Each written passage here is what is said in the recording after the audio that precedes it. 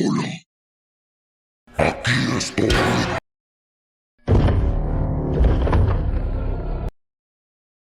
¿Vieron cómo cambiaron las paredes?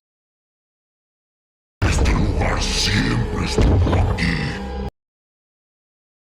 Los que encuentran mi cueva nunca vuelven a salir.